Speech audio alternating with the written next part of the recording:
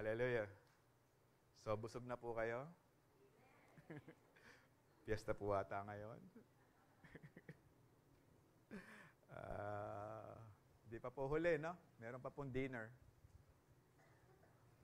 Hallelujah. Pero mukhang nakatulog na po tayo, no? Hindi na po tayo antokin yan. Hallelujah. And praise God, nandito po kayo. Wala po kayo sa inuman. Wala po kayo sa kainan. Kasi po, after kainan, inuman no? Napagtagumpayan po natin dahil po ang nag-uusapan po natin is about the importance of living in purity. So, nandito po tayo, no? Pinili po natin na maging ang buhay natin ay maging pure, na walang halong alcohol, na walang halong bagay, na hinihiyakayat ng piyesta ngayon. Praise God, wala pong ganon traffic. No? Although, alauna, nandito na po ako kaninang tanghali. No? Pero wala po ata ang traffic ngayon. Ewan ko lang po yung iba, baka parating pa lang. O yung iba siguro, kaya wala ngayon, nasa piyestahan na.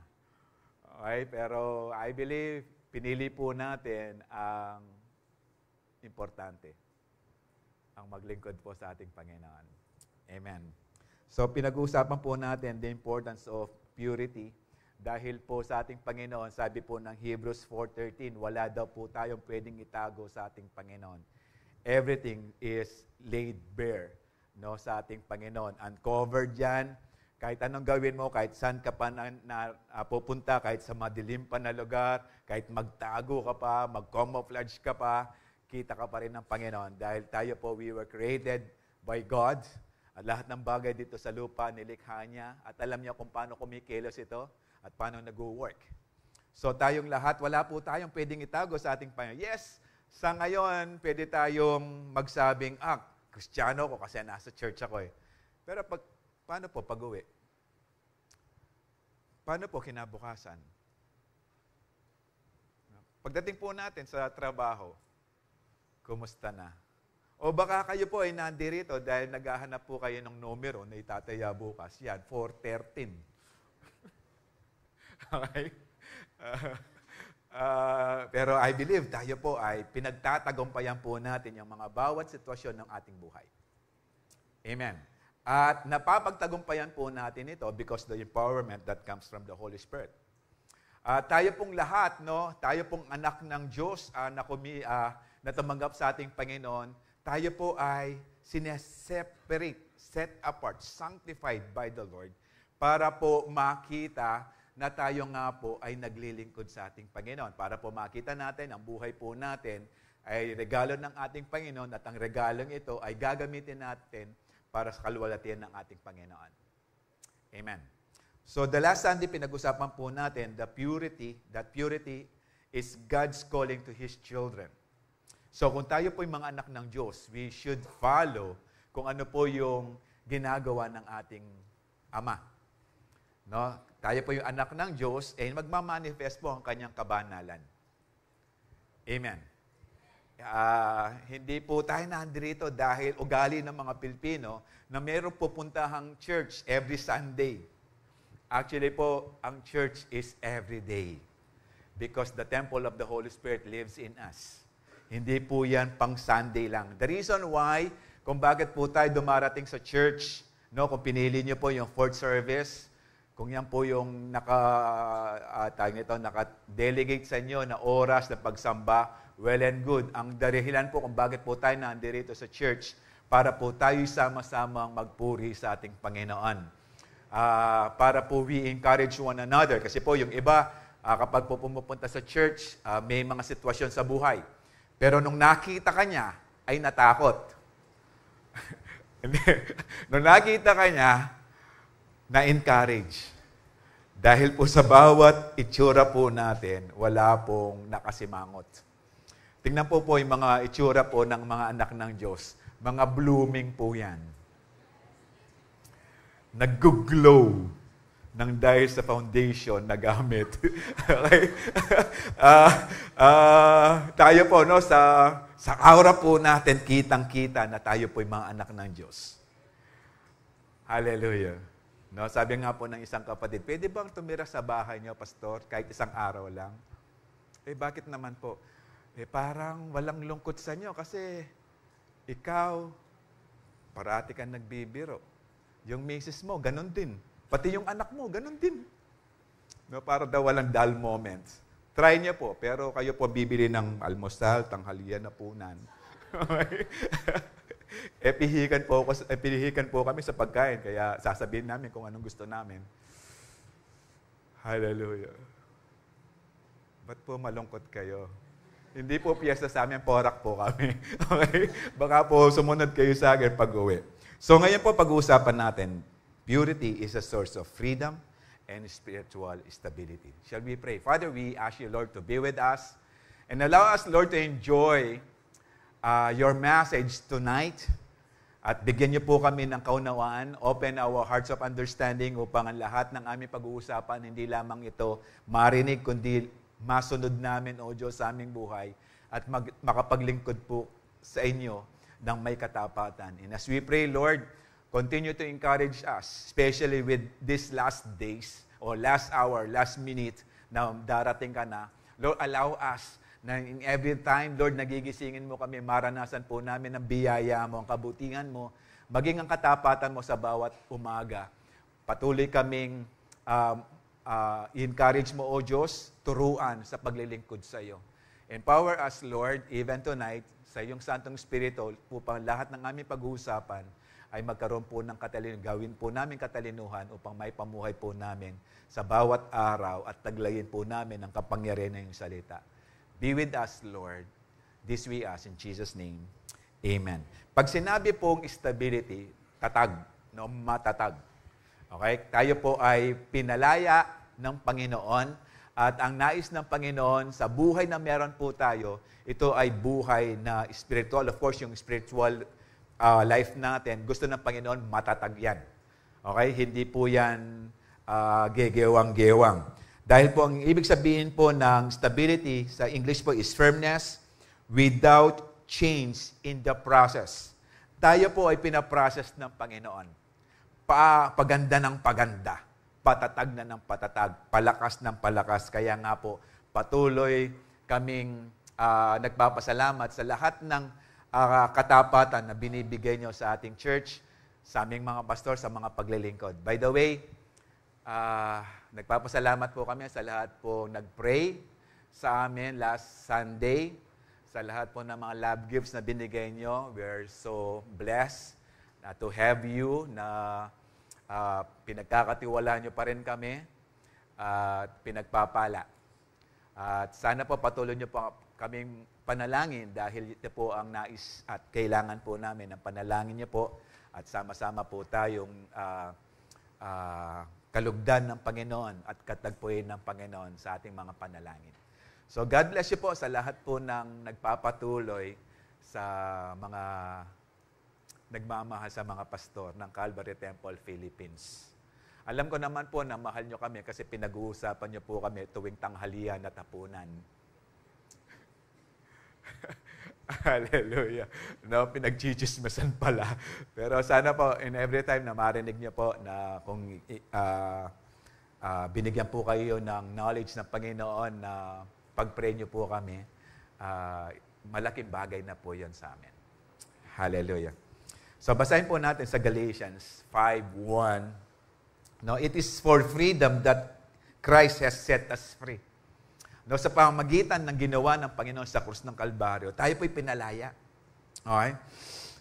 So, and then sabi niya, stand firm, then and do not let your souls be burdened again by a yoke of slavery. No, sinasabi po ng ating Panginoon dito, yes, nangyari na, pinalaya na po tayo ng Panginoon. Malaya na po tayong magkaroon ng pagkakataon na tumawag sa ating Panginoon. We don't need to go in Jerusalem para po maranasan ang presensya ng Panginoon. No? Including this Galatians 5 na sinasabing tayo sa batas ni Moses o sa 613 laws ni Moses, kaya nga po sinasabi ng Panginoon na we are free right now. Although tayo po mga Gentiles, hindi po tayo kasama sa 613 laws. Pero tayo po ay dahil meron pong mga pinaiiral na mga mga kautusan from Sanhedrin or from the other Judaizers o sa mga dating Judaizer o dating Judaism into Christianity na sinasabi nila na yung mga Gentiles ay kailangan daw magpatuloy muna to be accepted in the presence of God. Pero we were given this freedom. Ibig sabihin, any time of the day we can go in the presence of God. No, hindi po tayo kasama, hindi po tayo kasama sa mga sacrifices, pero sinasabi po ng Panginoon, sa lahat, Galatians, actually po mga Gentiles ang kauusap dyan. So lahat po tayong mga Gentiles, we were also given this freedom to enjoy the presence of God. But, sabi niya, stand firm. Hindi po yan basta binigyan po yung freedom na yan, pero kailangan po nating tayuan. Libre na po yan eh. Pinagkaloob na po sa atin ng Panginoon because of God's grace. And do not be burdened again by the yoke of slavery. No, ibig sabihin, yung mga bagay na pinatawad na ng Panginoon sa atin, binago na po tayo. Huwag na po nating atsamin pa yung mga bagay na dati nating inayawan o dati nating ginagawa at hiningi ng tawad sa ating Panginoon. Kaya nga po, it's not a burden actually to worship the Lord. Actually po, kung ang pagpunta po niyo sa church ay isang mabigat na bagay sa inyo, then you are not living according sa presence and sa grace ng ating Panginoon. Hindi niyo po naintindihan yung klase ng relasyon na binigay sa atin ng Panginoon kung pagpunta lamang po sa church ay burden na. No, kung kayo po ay, praise God, may tumutulak po sa inyo. Buti wala pong humihilang palabas ng church. We thank God, merong parang ginagamit ng Panginoon para po patuloy tayong magpurit, sumamba sa ating Panginoon. Kaya nga po itong paglilingkod natin sa ating Panginoon, we need to be firm. Kapag sinabi niyo pong hallelujah, sana po yung hallelujah ngayon ay umaabot po sa bahay natin. Umaabot po yan sa mga school natin kung kayo estudyante o umaabot yan sa lugar na kung saan tayo nagtatrabaho. Hindi lamang po pandito. Because yung sinasabing, do not let yourselves be burdened again by the yoke of slavery, this is something na we need to grab. Na tayo po lahat ay merong pinalaya na po tayo ng Panginoon at hindi na po dapat tayong ma-burden pa kung ano yung mga bagay na pinatawad sa atin ng Panginoon. By the way, ganito po yan eh. Di po ba tayo po ay wala naman dati sa presensya ng ating Panginoon? Pero dahil narinig po natin ang mensahe ng Panginoon, libre pong pinagkaloob sa atin ng Panginoon, dahil libre na po yan, magkaroon po tayo ng magandang kalooban na tanggapin po yung freedom na yan. No, hindi naman po pinababayad ng Panginoon yan. Ang pagpunta ng church, hindi po yan bayad, kundi po yan ay patunay na tayo nga po ay kinatagpo ng Panginoon. Hindi po tayo nandito sa church para sabihin magsayang lang ng oras o mag-present to say hi sa mga pastor at magpakita sa ating mga pastor. Alam po ng Panginoon ang bawat puso natin. So alam din ng Panginoon kung sa oras pong ito, no, na meron pa rin kabigatan sa puso nyo. Pero sinasabi ko po sa inyo right now, as we study this word, pinalaya na po tayo ng Panginoon.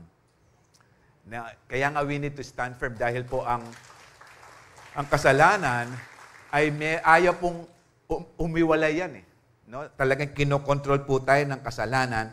But in John 8:36 said, if the Son set you free, you are free indeed. So tayo ngayon ay nakakaranas ng kalayaan dahil sa ating Panginoong Jesucristo. Amen. No, sabi rin po ng 2 Corinthians 5:9, no, the last Sunday message po natin, our goal is to glorify God. We have this freedom to enjoy the presence of God. So with this freedom, gawin po natin na mag-glorify ang Panginoon sa buhay po natin. Siya lang po yung dahilan kung bakit po tayo nag-exist right now. Amen. Ito po rin ang dahilan kung bakit po nandito tayo sa church to glorify God sa buhay po natin. So sa lahat ng bagay na ginagawa ng Panginoon sa buhay po natin, nais ng Panginoon na maranasan natin yung kalinisan sa bawat anggulo ng buhay natin. Amen. No, tayo po ay nililinis ng Panginoon, o lilinis ng Panginoon, pinurify ng Panginoon. Kaya nga po, purity is a source of freedom and spiritual stability because purity overflows from the Lord. Hindi po wala pong kalinisan na mangyayari sa isang tao without God in his life or her life. Without God in our life. No, hindi natin mararanasan ng kalinisan na yan kung wala ang ating Panginoong Jesucristo. Without Jesus, we can do nothing. No, we need Him. Kaya nga po, pag sinabing purity, it's actually a free from contamination of sin. Kaya pag sinabing purity. Pero kung tatanungin mo ako, Pastor, kaya ba? Without Jesus, without the Holy Spirit empowerment, hindi natin kakayanin yan. Tingnan po, ito po malapit ng Pasko, di po ba? Merry Christmas. At ang ginagawa natin ng December 31 before ay New Year's resolution. Pero bakit walang nangyayari? No, madalas ang naririnig kong New Year's resolution nung ako'y bata pa, hindi na ako magmumura. Sino nakagawa niyan? New Year's resolution, pagdating ng January 1, nagputukan, nakapagmura. Dahil nabigla. Sino pong nakagawa niyan? New Year's resolution ko, hindi na ako magsisinungaling. Sino nakagawa niyan? New Year's resolution ko, hindi na ako magsusugal. Pustahan man tayo. Okay? Kaya nga, we need Jesus. Hallelujah. Kaya, although yung purity ito nag-overflow from the Lord, hindi po natin kayang taglayin yan. We need the presence of God para po mag-overflow ang mga bagay na yan. Sabi po ng 1 Peter 1:15-16, just as He called you is holy, so be holy in all you do. Nag-overflow po yung purity, yung holiness, yung kalinisan because of Jesus in our life. And in verse 16 said, be holy because I am holy. Yung Diyos na tumawag sa atin, this is actually verse natin last week, no? Ang Panginoon, nung tayo tinawag po tayong maging banal. Tinawag po tayong maging malinis. Tinawag po tayo sa kaligtasan, hindi dahil sa ating karumihan, dahil tayo pinatawad na ng Panginoon. Yung bagay na naranasan natin, nag-overflow po yan, nagpapatuloy po yan kapag ang Diyos ay buhay sa ating sarili. Buhay po sa ating puso. Hallelujah. Take note, no? Ito po, na-share po ni Pastor Manny kagabi. Gusto ko lang pong ulitin. In Revelations 4:8, although it was actually quoted from Isaiah, no, Isaiah 6:3. No, pakita po natin. Okay. The four living creature na every day and night. Although sa langit wala pong gabi, no? Ibig sabihin niya talagang all throughout ang pinag-uusapan po niyan. They never stop, holy, holy, holy is the Lord God Almighty who was, who is, and is to come. Hindi lamang po ang ating Panginoon ang pinag-uusapan diyan. Ito yung po yung bagay na inulit, no? Especially ginagawa to sa langit. It's holy, holy, and holy. No, ang sinasabi po lang niyan, ang God the Father is holy, God the Son is holy, and God the Holy Spirit is holy. Ang pinag-uusapan po ng mga angels o yung mga living creature na yan, that in Trinity, this God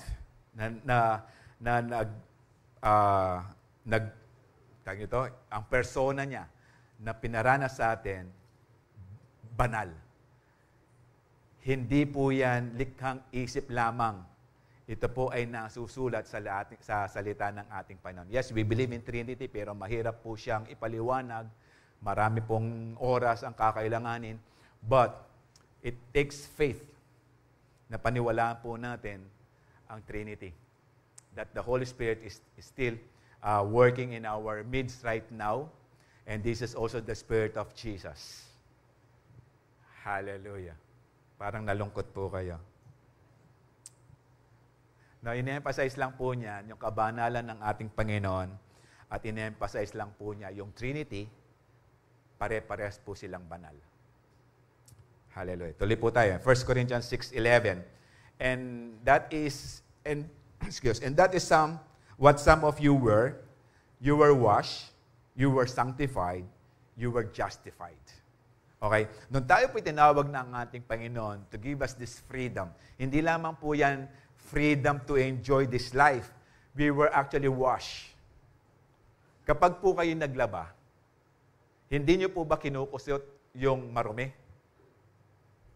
Kaya po tayo naglalaba dahil marunong na po yung damit na yan. No? Okay.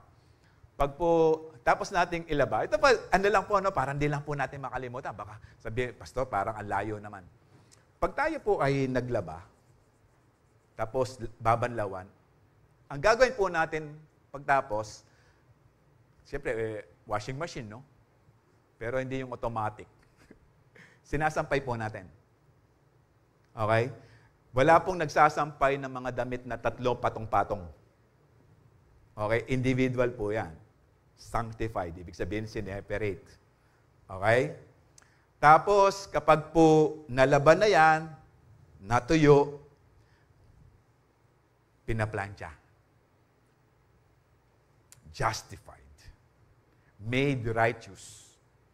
Matuwid. Di po ba yung mga... Kaso nga lang, di nyo naabutan, no? Di ko rin naabutan, eh. Yung pagpamplansya, no, linalagyan ng almerol. Sino yung nakaabot niyan? Kasi pag linagyan ng almerol yan, pag tinayo yung damit, tumatayo, eh. So, sobrang tuwid. Gumagawa na lang po ata yan, mga tailoring, no? Pero ito po, we were washed. Ibig sabihin, wala na po tayong stain ng kasalanan. We were sanctified. Ngayon, sineperate na tayo para po tayo makasunod sa ating Panginoon. Para po makita din ang buhay na yan kung talagang malinis na. Then we were justified, made righteous, as if we did not sin. No, not guilty. No, yung plea ng ating Panginoon. So, meaning, yung purification na ating nararanasan, we're actually in the name of the Lord Jesus Christ. Okay? In the name of the Lord Jesus Christ and by the Spirit of God. Tingnan niyo po. In the name of Jesus Christ and by the Spirit and of God. Nasyak po ata kayo. Present din po ang Trinity. Doon sa process ng sanctification, yung process ng freedom, yung process ng justification, yung righteousness ng pinapahayag ng ating Panginoon. Na tayo, kung bakit po tayo nakakaranas ng laya, no? Ginawa po ng 3. Hindi po 3 Diyos. Yung God the Father, God the Son. We have only one God. But in 3 persons. God the Father, God the Son, and the Holy Spirit. So sa langit, di po natin makikita 3 yan, no? Isa lang po ang makikita natin sa langit. Ang makikita po natin sa langit ay si Jesus. Amen? Hallelujah. In 2 Corinthians 3:17-18, for the Lord is the Spirit, and where the Spirit of the Lord, there is freedom.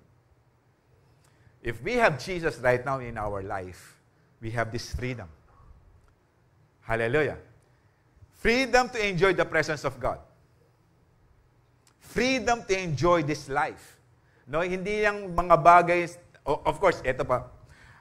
Ang kalakaran ng mundo, para mag-enjoy ka sa buhay mo, kailangan marami kang pera.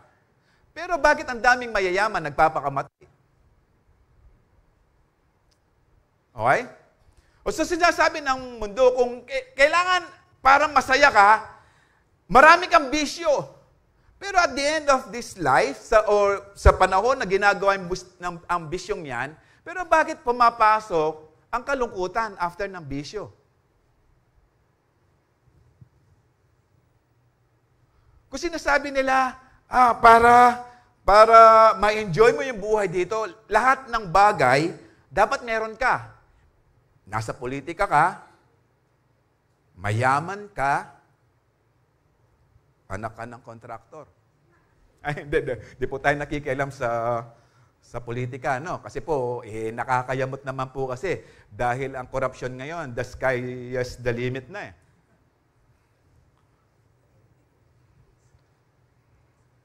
Hallelujah. Hindi po tayo involved dyan. No? Pero sinasabi lang po natin, if we have the Spirit of the Lord, there is actually freedom. Freedom na nag-overflow sa ating Panginoon. And this freedom na ating na-enjoy sa buhay po natin will push us sa magandang pag-asa. Hindi ko po sinasabing wag na po tayong mangarap. Pero sinasabi ng Panginoon, yes, we are living in this world. Pero yung mga bagay dito sa mundo, hindi po yan ang source ng happiness natin. Hindi po yan ang source of joy. Ang source of joy natin, ang ating Panginoon. Yes, ang dami mong ang kwarta, ang dami mong pera, ang yaman-yaman mo, ang dami mong sasakyan. Pero kung wala ka naman sa ating Panginoon, wala kang talagang tunay na buhay. Ang tunay na buhay ay makikita lang yan sa harapan ng ating Panginoon. Sabi ng verse 18, so all of us who have had that veil removed can see and reflect the glory of God. Ibig sabihin, maging sa aura natin, natanggal na yung belo, yung takip. Sa bawat aura natin, makikita nila ang kaluwalhatian ng ating Panginoon. Hallelujah. Kaya nga kapag tunay yung kalayaan mo sa ating Panginoon, pagbaba mo dito sa church, hindi ka nakasimangot. Hallelujah. Kasi kapag nakasimangot ka bumaba dyan, makikita ka ng mga nagdadaan, ay ano kaya nangyari sa taas? Okay? Parang nakakalungkot naman ata. Hindi mo naintindihan ang buhay na pinagkaloob sa atin ng Panginoon. May pag-asa ang buhay dito sa lupa. Dahil sa ating Panginoon. Yes, nandun yung takot kasi parang yung Philippine Trench nga right now gumagalaw. Pero yung security ng buhay natin, wala sa Pilipinas. Nasa ating Panginoon. Hallelujah. Malapit na dumating ang Panginoon. And we should to be happy with that, no? Na tayo po ay kailangan maging masaya na malapit na dumating ang Panginoon dahil makikita natin, mararanasan na natin ang tunay na buhay. Kayo po, gustong-gusto nyo manatili dito sa lugar natin, sa lupa, sa earth.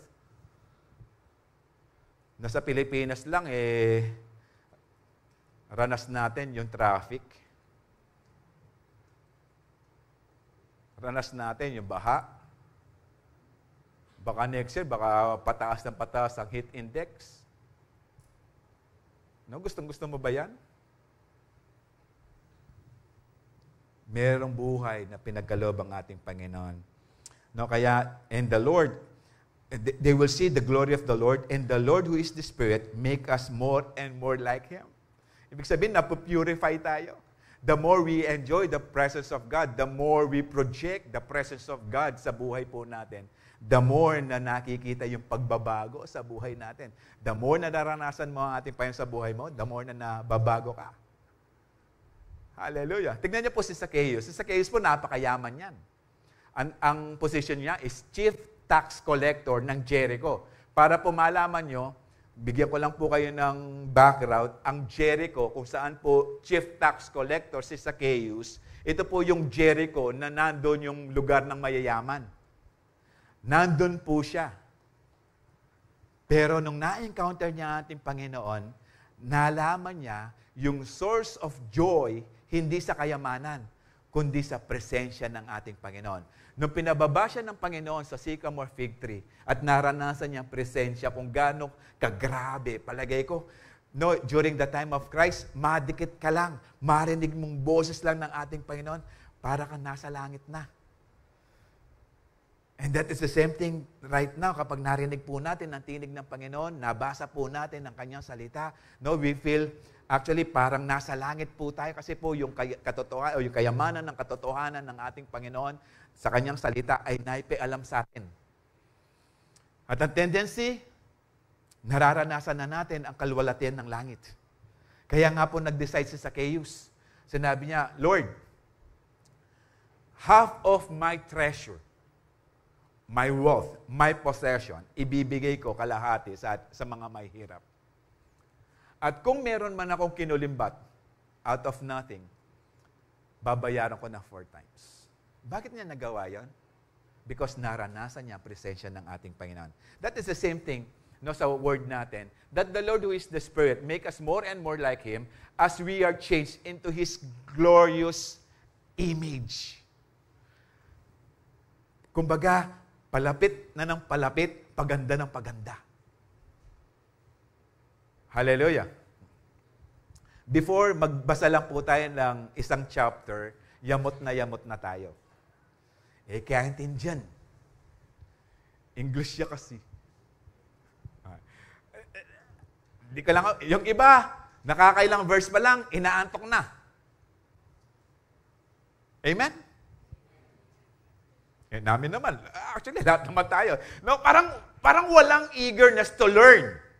Parang walang eagerness na pagtapos mong magbasa, meron kang pagbubulayan, meron kang i-meditate, meron kang take home, meron kang meron kang power kung paano harapin ang buhay dahil binigyan ka ng pag-asa na salita ng Diyos.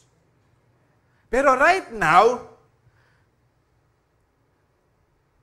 hindi lang 1 chapter. 1.5. Dumagdag, at least dumagdag. Pero ito, right now, kung magbabasa tayo ng salita ng Diyos, hindi lang tayo magbabasa. Meron tayong kukunin na substance mula sa salita ng ating Panginoon. Hallelujah. Kaya nga po, nagpapatuloy tayo, nagbabago, nagpapatuloy po tayo na tayo po ay nagpapasakop sa ating Panginoon. By the way, this freedom, hindi po yan freedom para to enjoy what you decide at kayo na po yung magde-decide sa buhay nyo. Hindi po. Yung freedom na yan, ginagamit ng Panginoon para sumunod po sa ating Panginoon. O parang hindi tayo free. Ganito po yan eh. Si Satan, gusto niya i-slave tayo para po dalhin tayo sa impyerno. Si Jesus, gusto niya tayong i-enslave para po dalhin tayo sa langit.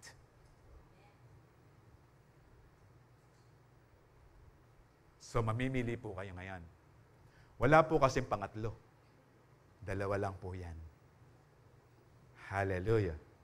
Ngayon, since pinili po natin, i-enjoy po natin kasi pinili na po natin ang ating Panginoon. Pero, actually, kahit sabihin mong, maranasan ang Panginoon, i-enjoy mo talaga yan. Dahil ang Panginoon, i-convince ka niya. Hindi dahil sa mga answered prayers, pero sa mga pagkakataon na nag-iisa ka, sa panahon na parang walang pag-asa ang buhay, at naalala mo na ang Panginoon tumutugon sa panalangin. Hallelujah. Amen? And this glorious image, ita-transform tayo every day. Kaya nga through Jesus, we're free from sin and made righteous, yet saying pure takes initial pursuit o intentional pursuit of God and spiritual growth. Hindi po yan automatic. Hallelujah. Kailangan po nating mamili kung sino po yung susundin natin. Hallelujah. Parang ngayon, namili po kayo, di po ba? Pagpunta ng church? Sabi ko nga, hindi. Pero namili po tayo, no? Yung anong oras ka magbibis, anong oras ka maliligo, namili ka ba ng sasakyan na sasakyan mo? Ay, yayaman nyo. Na kasi may dumaan na, ayaw nyo eh. Hindi, yung isa. Okay, take pa ng mayayaman. No? Kaya nga sabi ko, sino yung mayaman? Yung may sasakyan o walang sasakyan? Yung wala. Tignan nyo, yung wala. Tatayo lang, mamimili ng sasakyang available. Pag namili yan, bago bumaba, nagbibigay pa ng tip. Pero alam niyo po, yes, nakakatawa, pero sa totoo lang po, lahat ng anak ng Diyos, wala pong mahirap. Dahil sabi po ng Panginoon, sabi ni David, bata pa ako, ngayon matanda na ako, pero wala pa akong nakitang lingkod ng Diyos na malimos. Yes, meron tayong pangangailangan. Isumbong po natin sa ating Panginoon and He will provide. Amen. And it's not automatic. Sabi po ng Galatians 5:16-17. So, I say walk by the Spirit. Kapag po walk, you need to agree. Kapag maglalakad ka with the Spirit, with someone, kailangan ka mag-agree. Tama po ba? Hindi ka pwedeng, lakad tayo. Sige, diretso ka, dito ako. Walang ganyan. Kapag sinabing, so I say, walk by the Spirit and you will not gratify the desires of the flesh. Kasi mo, ang sinundan mo, yung lifestyle na kukunin mo, yung nais ng Spirit, not the flesh. Amen. Ibig sabihin, ipopulfill mo to. Magpapasakop ka, no, habang naglalakad ka with the Spirit, magpapasakop ka sa Santong Espiritu, then makikita mo ang buhay mo, hindi mo na sinusunod yung layaw ng mundo. Hallelujah. No? Sinasabi lang ng Galatians 16 na kung tayo po, yung freedom na to, na ating nararanasan as we walk in the presence of God, huwag niyo po sayangin. Araw-araw, i-grab po natin. In 17 said, For the flesh desires what is contrary to the Spirit, and the Spirit what is contrary to the flesh. They are in conflict with each other, so that you are not to do whatever you want. Hallelujah. Ino-overcome po natin yan. No, yung as we walk in the Spirit, ino-overcome po natin yan. Paano po natin na-overcome ang flesh? Pag tinulak po natin ang ating sariling manalangin. Pag tinulak po natin ang ating sarili sa pagbabasa ng salita ng Diyos. Ito po, pakinggan nyo. Kapag tinulak nyo po ang sarili nyo, linggo po ngayon, na mag-see you. Amen? But, parang wala see you, mga nandirito. Amen? Nagsisiyo po tayo. Hallelujah. Hindi po natin iniiwan ng isang linggo na hindi tayo nakapag-see you. Hindi po tayo uma-absent sa see you. Konti. Parang yung mga hindi nag-amen, absent sa see you. Parating absent. Hallelujah. Tinutulak natin ang ating sarili sa church. Upang sama-sama tayo makinig at magpuri sa ating Panginoon. Sa pagkikinig ng salita ng Diyos, at magpuri sa ating Panginoon. So to remain pure, consistently follow the Spirit or the Holy Spirit guidance. Kailangan po patuloy tayong sumunod. Kasi nga po, they are in contrary. Tingnan niyo po. Ano pong gusto niyo kanina? Di po ba matulog? Medyo umulan-ulan kanina eh. Medyo masarap-sarap matulog. Kaso meron kang kasama sa bahay na mag-church din ng 6 o'clock, ginising ka.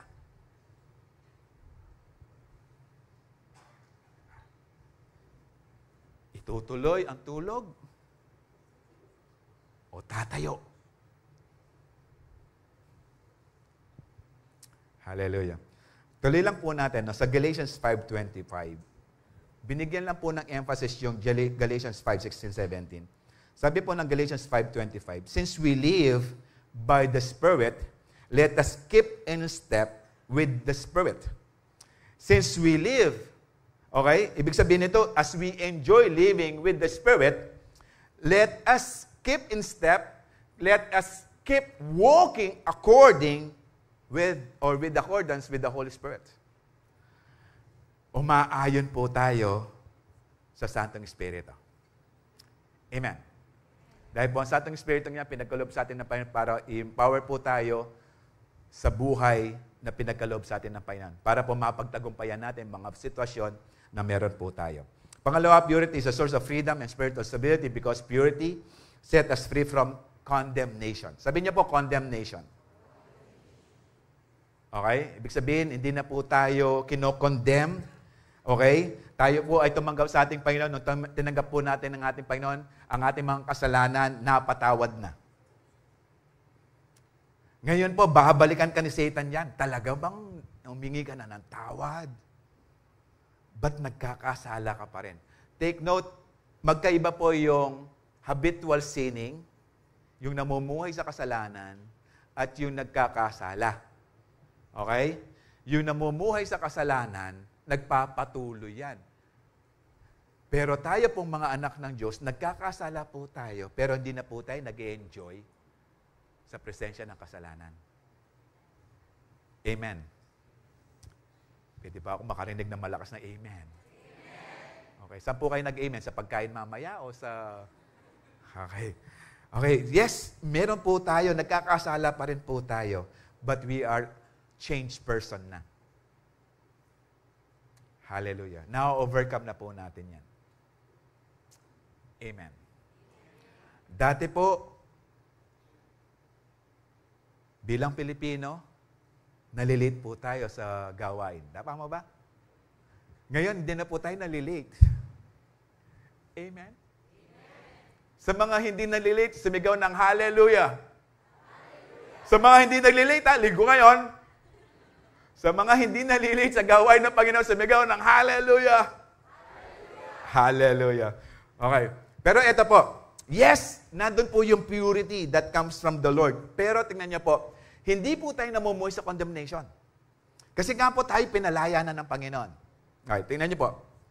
Romans 8, 1-9. Medyo mahaba po ito. There is, therefore, now no condemnation to those who are in Christ Jesus. Ito po. Sa mga nasa presensya ng Panginoon, nasa panig ng Panginoon, there is now no condemnation. Okay? Who are in Christ Jesus, who do not walk according to the flesh, but according to the Spirit. Okay? Medyo may issue lang po ito, no? Kasi ang New King James Version, in-include niya po diyan. Pero pag sa NIV, sa ESV, sa NLT, or sa Amplified, wala po yung part na yan, who do not walk according to the flesh. Iba pong manuscript ang ginamit. Hindi po sinabing mali po yung New King James Version o ang King James Version.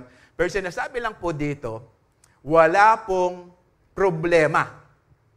Okay? Kasi po ang NIV, kapag po binasa niyo yung Romans 8, yung second part niyan, nasa footnote. Nandun pa rin. Okay? Mamaya.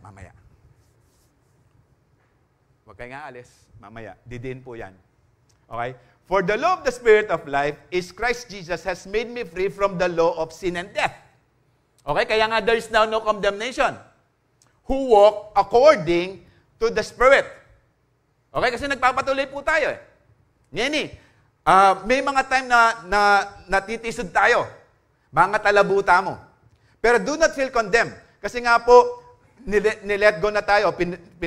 Pinurify na po tayo ng Panginoon, set free. Okay? Tingnan niyo po. In verse 3, for what the law could not do, in that it was weak through the flesh. God did by sending His own Son in the likeness of sinful flesh, in account of sin. He condemned sin in the flesh. Tingnan niyo po, in verse 4. That the righteous requirement of the law might be fulfilled in us. Kasi po, we walk according to the Spirit. Who do not walk according to the flesh, but according to the...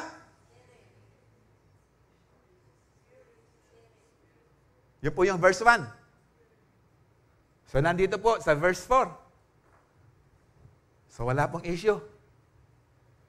Hindi po yung sabihin yung King James ang perfect translation o ang NIV ang perfect translation. Wala pong perfect ang translation. Ang perfect translation po yung una, yung Hebrew and Greek translations. Hallelujah. Okay? So tayo po ngayon ay patuloy na binabago ng Panginoon dahil nais niya na hindi na po tayo ma-condemn pa ng kasalanan. Pero ito, di po ba, we are living now in the Spirit. So there is now no condemnation. Ibig sabihin, tinanggap mo ang ating Panginoon. Pero sabi ng John 3:18, kapag daw po hindi natin tinanggap ang anak ng Diyos, who is Jesus, we are already condemned. Ngayon, tayo pong mga tumanggap sa ating Panginoon, hindi na po tayo kailangan mamuhay sa condemnation. Because we receive Jesus as our Lord and Savior. Amen. And we do not walk according sa flesh. We walk according to the Holy Spirit. Ay, asan po yun? Okay? We walk according to the Spirit. Tama po ba? Okay? Ibig sabihin, sumusunod po tayo sa ating Panginoon. Ngayon, Kung may time man, para akong nagmamadali, no? Oras na kami. Pero tingnan niyo po. Okay. Verse 5. Verse 5. For those who live according to the flesh set their minds on the things of the flesh. Meaning, yung interest mo nasa flesh pa rin. Kasi nga, namumuhay ka sa flesh. But those who live according to the Spirit, the things of the Spirit, ang interest mo na. Hallelujah. Ibig sabihin, nais mo nang i-glorify ang Panginoon sa buhay mo. So, yung focus ng buhay mo, hindi na yung flesh, but yung spirit na ang sa ating Panginoon. For to be carnally minded is death.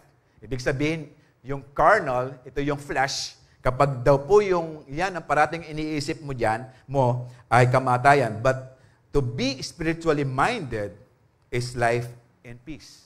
Pag sinabing life and peace, ito po ang pag-asa at yung secured life.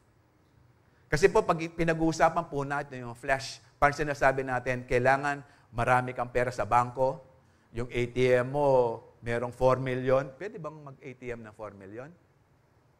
Sige, o GCash mo na lang, 4 million. Parang mangalgal ka pag medyo bumaba na sa 4 million ng GCash mo. Pero wala po yon. Ang security of life at maging yung ating kapayapaan nasa spiritual, nasa ating Panginoon. Because the carnal mind is enmity, no, kaaway o puot against God, for it is not subject to the law of God, nor indeed can be. So kung ang batas na ginawa, no, ito po ay hindi nakakasapat sa presensya ng ating Panginoon. So then those who are in the flesh cannot please God. Kaya nga kung batas lang, puro batas. Alam niyo po, yung batas ganito. They have 613 laws. Pero dinadagdagan pa nila sa pamamagitan ng interpretations. Parang ganito po. Ang ating Panginoon pinagbabawalan ng Sanhedrin na magpagaling during Sabbath. Pero sabi ng Panginoon, ang Sabbath ay para sa tao, hindi ang tao para sa Sabbath. Hallelujah. So hindi unlawful na magpagaling during Sabbath day. Kaso nga lang po, in-interpret ng mga Sanhedrin, maging ang pagpapagaling ay klase ng trabaho.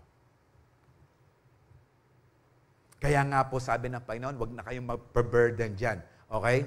So, tuloy natin. So then, those who are in the flesh cannot please God. But, you are not in the flesh, but in the Spirit. Amen. If indeed the Spirit, God dwells in you. So alam na alam mo that you are now indeed in the Spirit of God if the Spirit of Christ, if you have, sana ako, okay, the flesh, but you are not in the flesh, but in the Spirit, but if indeed the Spirit of God dwells in you. Kita nyo pa. Now, if anyone does not have the Spirit of God, he is not His. Hallelujah. So yung pinakasangkap nito is to have the Spirit of God in us. Para po sabi natin na tayo po ay sa Kanya, sa ating Panginoon. Nakakasunod po ba tayo? So ibig sabihin, kung wala kang Santong Espiritu, hindi ka Kristiyano. Yan lang po yung sinasabi na salita ng Diyos. So, ganon. Ngayon, yung sinasabing nagkakasala at di na tayo kailangan makondem pa. Okay? Kasi po tayo pong mga Kristiyano, hindi na po tayo nagpapatuloy. Yes, nagkakasala pa tayo, pero hindi na tayo namumuhay sa paulit-ulit na kasalanan. Hindi na tayo nag-enjoy. Hindi na pong mag-enjoy pa ngayon susugal. Na mag-pray ngayon, Lord, sana po ang tinaya ako tumud ko. At yuko ken church ngayon, Ginoo, adwa lamang manok. Sana itang pinili ko muna, karing ketayangan na gana, turo mo ko. Palagi nyo, sasagutin ng Panginoon. Hallelujah. Halimbawa, merong lumapit sa iyo, sasabihin niya, tay. Di po ba? O, bapa. Yung alawa, dumadami po yung mga mga pamangking ko eh. Kasi sa labas, ang tawag sa akin, bap. Buti na lang, bap. Yung iba, lolo eh. Okay? Bap. Bibigyan mo, humingi ng 200. Pero kung may ugnayan ka niyan, meron kayong relasyon, anak mo, no? Parang yung sina Pet at si Omi kanina, nung nag-third service po sila, tinawag ako nung anak namin. Sabi, Daddy, lumapit naman ako eh. Pengin 200, McDo. Bunot agad. May relasyon eh. Anak. Hallelujah. Kung merong gumanon sa akin, Bap, 200 McDo. Okay? So, ibig sabihin, may enjoy natin yan if we are His. Amen. Okay, ngayon, yung sinasabing condemnation, yes, hindi na tayo namumuhay kasi nga may relasyon na tayo sa ating Panginoon. Sabi po ng 1 John 1:9, if we confess our sin, He is faithful and just and will forgive our sins and purify us from all unrighteousness. The key word here, yung purify us. Hindi lang po tayo patatawarin ng Panginoon, hindi lang tayo i-cover, lilinisin pa tayo ng Panginoon. Ipa-purify pa tayo ng Panginoon. Parang hindi mo lang kinusot, kinula mo pa. At linagyan mo pa ng Clorox. Hallelujah. Parang ako lang naglalaba dito ah. So confessing our sins brings God's purification on complete cleanliness. Kaya nga, you need to forgive yourself. I sin. Kaya nga po, pag merong condemnation, ang kaaway sa'yo, diba? Dati, yung gagawan mo, ngayon, patas-tas kang gamat. Sabihin mo sa kanya, kung talagang hiningi mo ng tawad yung kasalanan ito, sabihin mo kay Satan, Satanas, hiningi ko ng tawad yan at pinatawad na ako ng aking Diyos. He is faithful and just to forgive my sin. Amen. So third, purity is a source of freedom and spiritual stability because purity protects our God-given freedom. Tingnan niyo po, no? The purity that we have overflows from the Lord. Umaapaw yan sa ating Panginoon. In second po, purity, it sets us free from condemnation. Pinalaya na tayo niyan. And ngayon, this purity protects our God-given freedom. Hindi lang mo po yan binigay, pero protektahan po yan. Doon sa mga nagpapasakop sa ating Panginoon. Ngayon, eto po, kung ikaw ay nais ng Panginoon, protektahan ka sa anumang nagiging problema o sa anumang sitwasyon mo. Pero kung ikaw naman ay lumalayas, umaalis sa presensya ng Panginoon, paano kanya proproteksyonan? Hallelujah. Kaya nga we need to obey. Magpatuloy po tayo. No, indulging sinful desire can slave you to sin again and again. Kasi po yung isang kasalanan, kahit gano'ng kaliit yan, kapag ginawa mo yan, i-encourage ka na gawin ulit. Nino kay niretang mag-drive, may nakit lang maka-short. Bandang kawanan. Kay batan niyang overtake na lawe na yung pasibayo. Pastor, eke po pagnasan, kasi po lalawen ko mo nung babae o lalaki. Malaram. Hallelujah. Kaya kayong mga nagsusot ng short, maiksi, huwag, lalo na kung lalaki ka. Okay, ito yung mga bagay, no? So, tuturuan tayo na magkasala na paulit-ulit, ultimately leading to spiritual death. No? Kasi nga po ang kasalanan, yes, ang una. Sino dito yung nanigarilyo? Sa una, nag-i-struggle ka, pero dahil naisip mo, nakakagwapo kasi. Lahat ng barkada ko, naninigarilyo na eh. Okay? Sige, ganito. Laliman natin. Sino dito yung gumamit ng pinagbabawal na gamot aside sa diatabs. Patitikman ka niyan, una.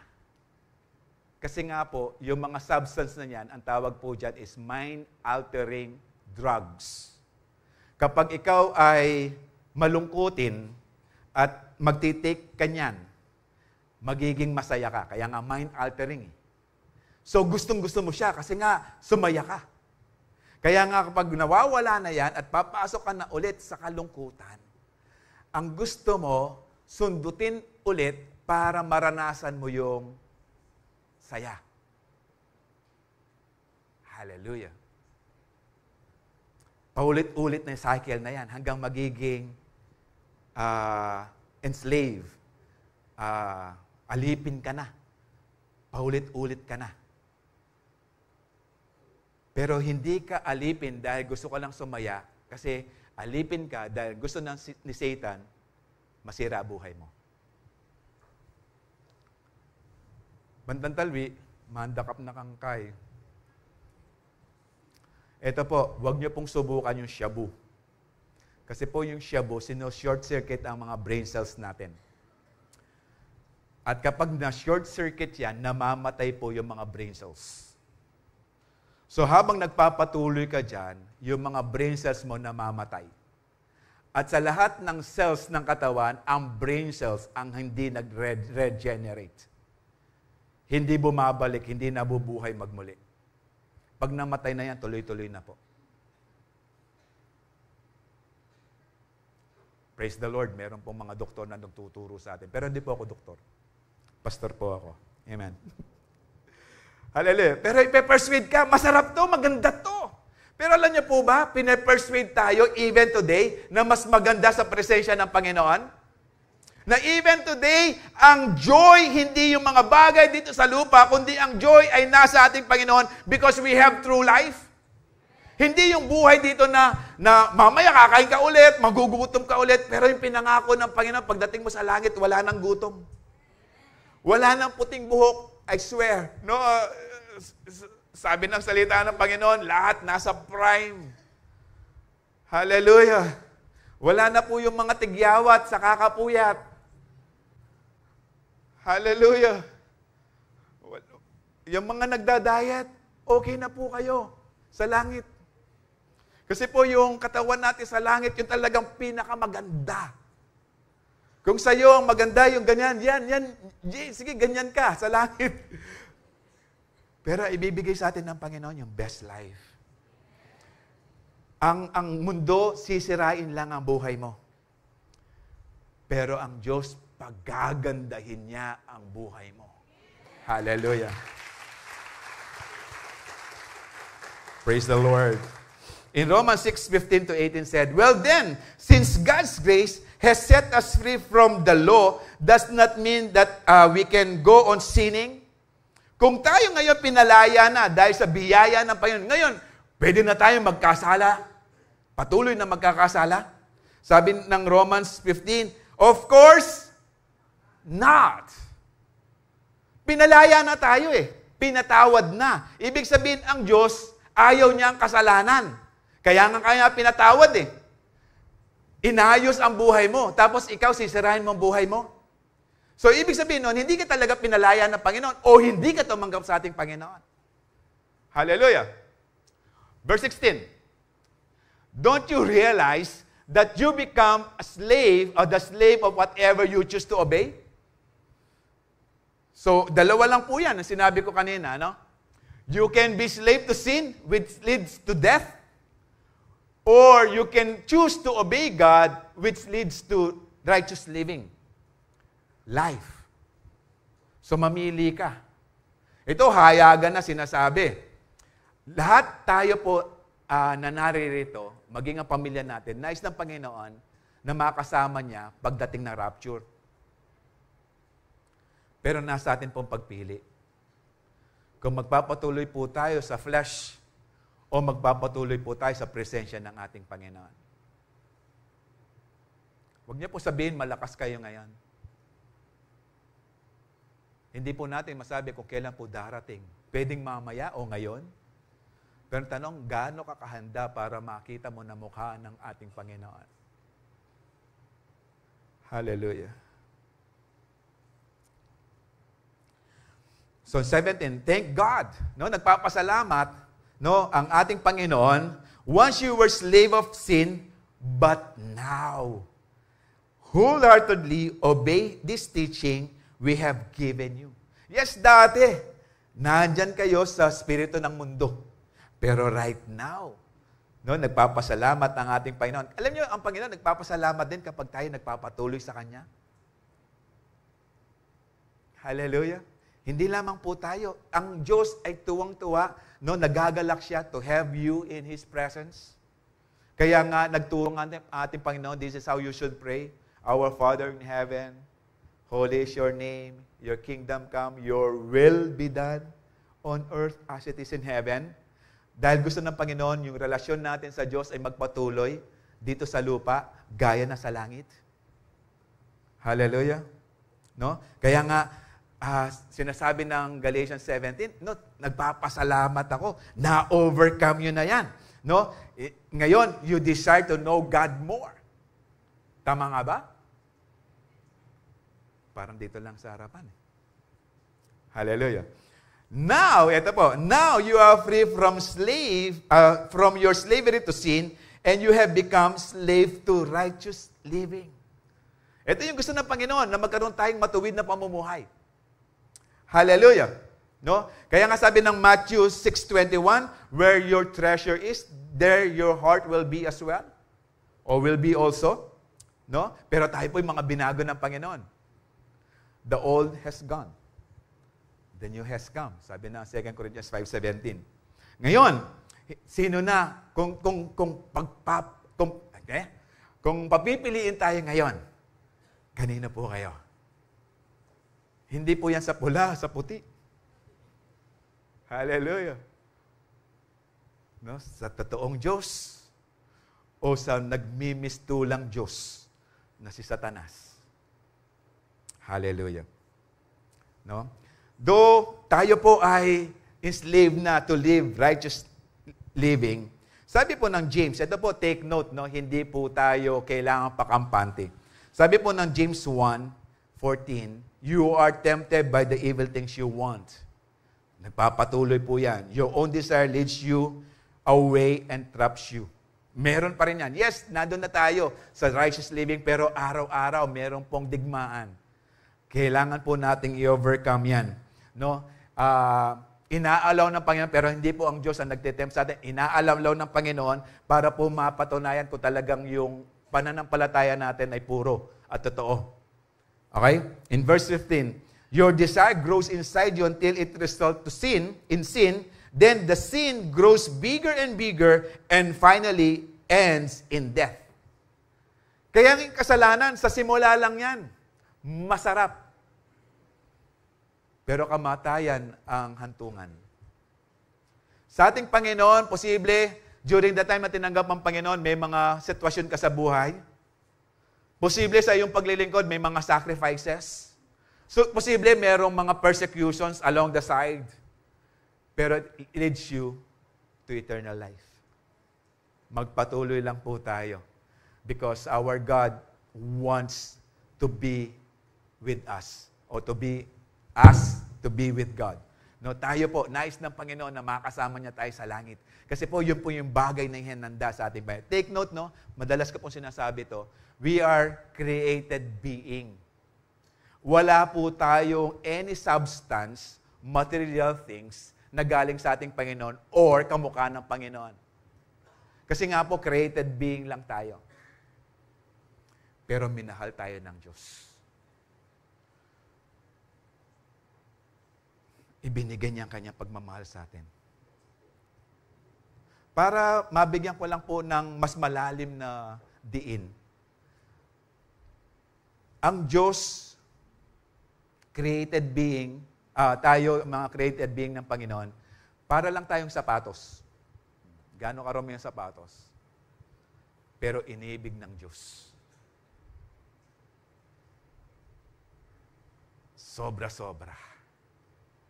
At nais niya ang sapatos na yan ay makasama niya sa langit. Para lang po bigyan natin na sobrang grabing paghahalin tulad. Created being lang po tayo, beings, pero tayo po'y minahal na sobra ng Panginoon. Wala man po tayong pwedeng pagmalaki. Hindi man natin pwedeng sabihin na, Lord, maganda ako eh. Lahat naman po tayo magaganda at gwapo eh. Lord, matalino ako. Lahat naman tayo matatalino eh. Lord, malakas ako. Lahat naman tayo may lakas. Pero eto, wala tayong bagay na banal na katulad ng Diyos, kundi lang tayo maglilingkod at susunod sa Kanyang Santong Espiritu. Hallelujah. Amen? Kaya nga kung tayo po, if we feel condemned, no, nagkasala po tayo, humingi na tayo ng tawad sa ating Panginoon. At sa paghingi ng tawad natin sa ating Panginoon, hingin natin, empower me, Holy Spirit, para mapagtagumpayan ko yung kasalanan na yan. Hallelujah. Sabi po ng Hebrews 9:14, how much more then will the blood of Christ, who through the eternal Spirit offered Himself unblemished to God. No, yes, we confess our sins and He is faithful and just to forgive our sins. Pero sabi pa ng Hebrews, how much more then will the blood of Christ, who through the eternal Spirit offered Himself unblemished, ito po, cleanse our consciences from acts that leads to death, so that we may serve the living God. Ginawa na ng Panginoon. Siya na gumawa ng paraan. Kasi alam ng Panginoon, hindi natin kayang gawing mas karapat-dapat sa presensya ng Panginoon. Hindi natin kaya. Wala tayong kakayanan. Hindi natin kayang maging mabuti all throughout. Kailangan natin ng Panginoon. Kailangan natin ng Espiritu ng ating Panginoon. Kailangan natin empowerment ng Panginoon. Yes, pwede natin sabihin, yung mga buting tao lamang ang pupunta ng langit. Tama. Ang tanong, gaano kabuti? Gaano kabuti? Pero yung kabutihan natin, nagamit natin, yung kabutihan ng Diyos na nangyari sa krus ng Kalbaryo. Ito yung kabutihan na meron tayo. Sa sarili nating kakayanan, hindi natin kakayanin. Dahil yung kabutihan natin sa harapan ng Panginoon, they are just filthy rags in the eyes of God. Hallelujah. So Christ's sacrifice cleanses our sins, freeing us from guilt and shame, and empower us to serve God wholeheartedly. Kaya nga tayo pinatawad ng Panginoon. Sinet free sa mga guilt and consciences para po i-empower tayo to serve the living God. In Romans 6:11-13, so you also should consider yourselves to be dead to the power of sin and alive to God through Christ Jesus. No, kailangan po natin i-consider to, kailangan na tayo mamuhay according to sa buhay na pinagkaloob sa atin ng Panginoon. Do not let sin control the way you live. Do not give in to sinful desires. Huwag mo nang bigyan ng pagkakataon ng mga bagay na yan. Kasi nga po, yung mga simple desires, ano po yung mga simple desires? These are sexual immorality, these are gambling, no, this is fornication, yung wasting of time na wala namang kahinatnan. Yung pag-worry, it's simple desires. Kasi po, kapag po tayo nag-worry, pumasok anxiety, sinasabi natin, we do not trust God. Na wala siyang kayang gawin sa sitwasyon natin kapag nag-worry po tayo. And those are simple desires. Kasi po mga simple desires, nakafocus po yan sa flesh, sa katawan, sa kalakasan. Hallelujah. Do not let your part of your body become an instrument of evil to serve sin. Tingnan niyo po, no? 3 do not yan. Pang-4 ang Dunkin. Do not let sin control the way you live. In-emphasize, do not give in to sinful desires. In-emphasize pa ulit in verse 13, do not let any part of your body become an instrument of evil to serve sin. Inulit-ulit yan para po matanim sa ating isipan. Instead, give yourself completely to God, 100%. Kaya nga po sa paglilingkod, it's all or nothing yan. Hindi pwedeng 99%. 1% na lang.